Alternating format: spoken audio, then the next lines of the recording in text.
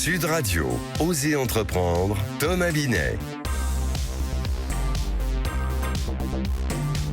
Pourquoi il ne faut jamais hésiter à se lancer dans l'aventure de l'entreprise. Bonjour Thomas Binet. Bonjour Jean-Marie. On vous retrouve comme tous les dimanches jusqu'à 10h au programme aujourd'hui. Eh bien, on va parler de l'enseigne Habitat dont on avait déjà parlé. Je vais y revenir. On va parler également de la maison Le Jabi. Vous savez, les fameux sous-vêtements. Ça sera notre saga de la semaine. Et on va recevoir Catherine Barba, serial entrepreneuse et investisseuse. Elle est cofondatrice de l'école Envie. Alors, on va parler formation, rebond et entrepreneuriat. Et on terminera avec la fameuse génération Z. Z peut-être comme Zapper. Je vous explique tout dans un instant. Z comme Zapper. Pourquoi pas? Allez, tout de suite, on commence, mon cher Thomas, en partenariat avec le magazine Entreprendre. On entre dans les coulisses des entreprises et vous nous reparlez de l'enseigne Habitat. Oui, absolument, parce qu'en début d'année, je vous en avais rapporté quelques éléments de cette fameuse enseigne qui voulait démocratiser le design et qui avait définitivement baissé le rideau au bout de 60 ans et en abandonnant d'ailleurs au passage 383 collaborateurs.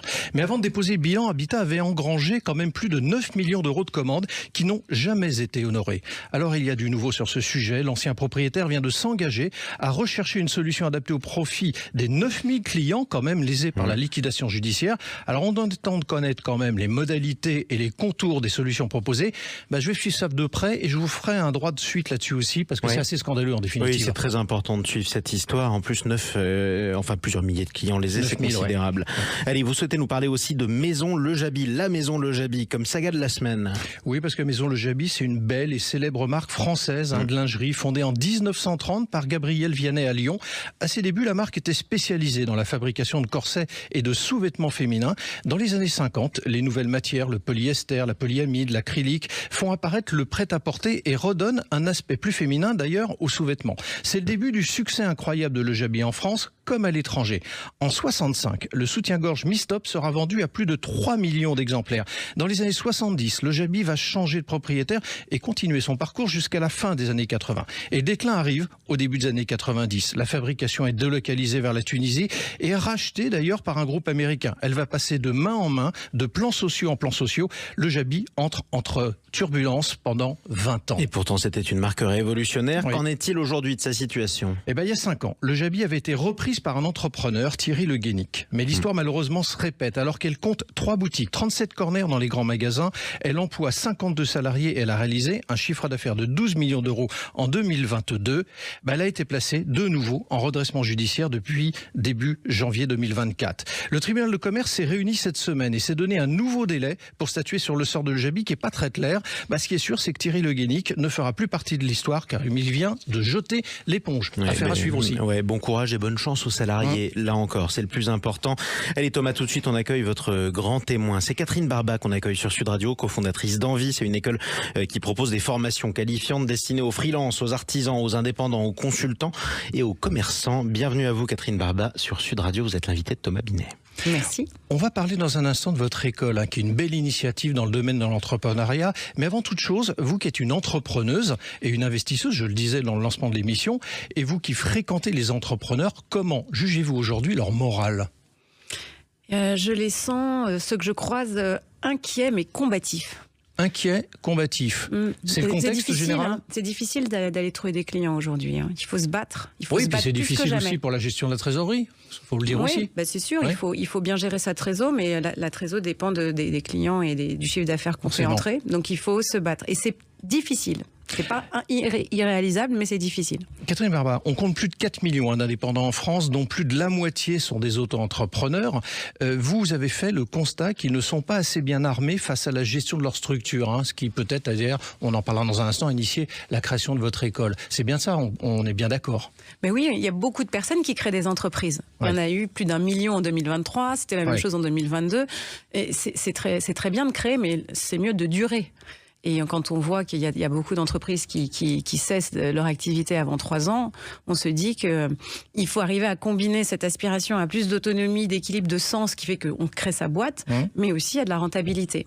Le fait, d'ailleurs, vous parlez de ça parce que c'est intéressant, le fait que la mortalité quand même des entreprises est réelle, ça vient aussi de la possibilité pour n'importe qui de créer son entreprise sans compétences particulières. Est-ce que c'est pas quelque chose à remettre en cause par certains côtés? On voit bien qu'il y a des métiers réglementés. Pour être médecin, faut faire médecine, etc., etc. Est-ce que pour être chef d'entreprise, il ne faudrait pas avoir quelque chose qui justifie cette compétence pour pas partir n'importe où? En fait, c'est plutôt, il faut avoir un socle, tout simplement. Ouais. Il faut avoir un socle qui permette une rentabilité durable. Et c'est ça qu'on apporte avec notre école. Alors on va en parler justement. Vous avez créé en 2022, septembre, sauf erreur de ma part, votre école qui s'appelle Envie. Déjà, rien que le nom, c'est un Déjà, programme. ça veut dire ensemble vers ma nouvelle vie d'indépendant.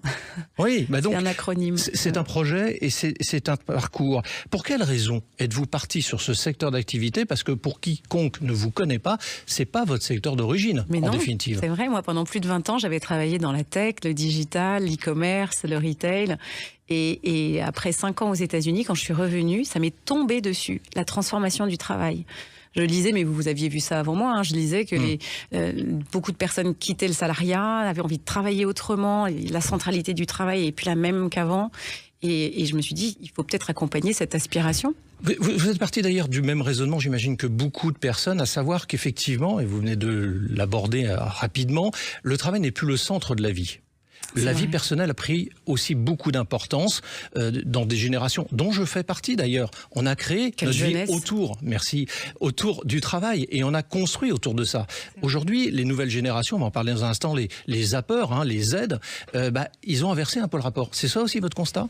C'est sûr qu'il y a, et je pense que le Covid a été à amplifier la tendance. Oui. On se dit, la vie est courte et j'ai envie de faire un travail qui me réalise, où je me sens plus libre, où je me sens autonome, où je mets du sens. Et puis, et beaucoup ne le voyant pas à tort d'ailleurs dans les grandes entreprises, parce qu'on peut évidemment trouver du sens comme salarié, se disent je vais me jeter à l'eau de l'entrepreneuriat. Et ça répond à cette aspiration-là en fait. Alors justement, vous avez créé Envie. C'est quoi concrètement comme école? Elle est basée sur quel concept? C'est une école faite par des entrepreneurs pour des entrepreneurs. Oui, ça c'est déjà très différent, parce que c'est pas des enseignants forcément. Mais non, moi si je veux apprendre le chinois, j'irai plutôt demander à des gens qui parlent chinois. Et donc si je veux apprendre à créer une boîte, j'irai voir des gens qui l'ont déjà fait avec succès.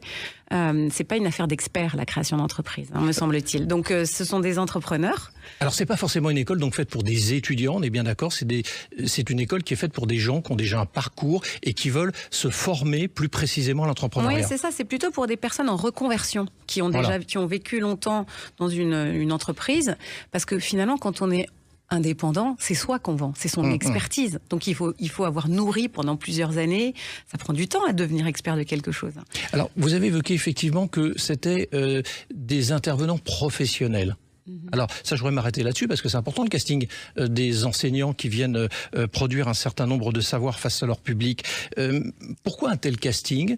Et pourquoi avoir été prendre des gens comme Justine Hutto, si je ne me trompe pas, entre autres? Oui, il y a énormément d'entrepreneurs que vous connaissez, en fait. Voilà, il y a Justine Hutto, il y a beaucoup d'hommes et de femmes qui ont fait de beaux succès et qui viennent très généreusement partager ce qui a fait le succès de leur début, en fait, quand ils étaient tout petits. Les fondamentaux d'un business qui marche, en fait. Même si on n'a pas une ambition d'hypercroissance, et c'est très noble, l'idée de se dire, moi, je vais me mettre à mon compte et j'ai envie d'en vivre convenablement longtemps. Et donc, ils partagent cela. Et puis, donc, il y a effectivement des entrepreneurs. Et puis, de l'autre côté, moi, j'ai fait appel à des chercheurs en neurosciences pour m'aider à construire une ingénierie pédagogique qui soit solide et robuste. Comment ça marche? Est-ce que ça s'apprend à entreprendre, au fond? Et donc, on en est venu à trouver 5-6 piliers, des choses très solides et qui s'apprennent. Chez nous, ça s'apprend en ligne. Tout se passe en ligne. C'est important aussi, il faut le dire. C'est effectivement en ligne exclusivement. C'est en ligne parce que c'est plus pratique. C'est en cohorte, c'est en équipage. On n'est pas tout seul, parce que moi je suis convaincue de la puissance de l'intelligence collective. Quand on est en promo, on se stimule les uns les autres, et puis on n'est pas à l'abri de trouver des clients, des partenaires chez les autres.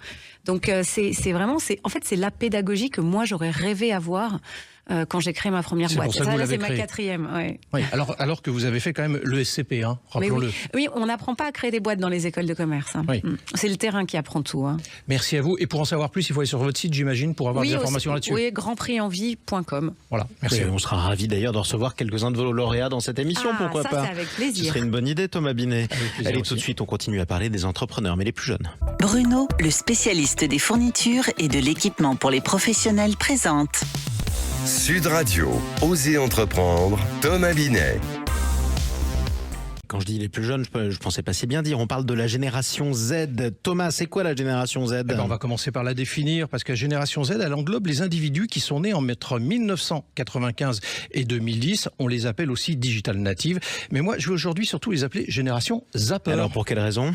Eh bien, fut une époque, les salariés étaient fidèles à leur entreprise. Ils y entraient un peu comme on entre en religion. Ils en faisaient d'ailleurs tout ou partie de sa carrière dans la même société.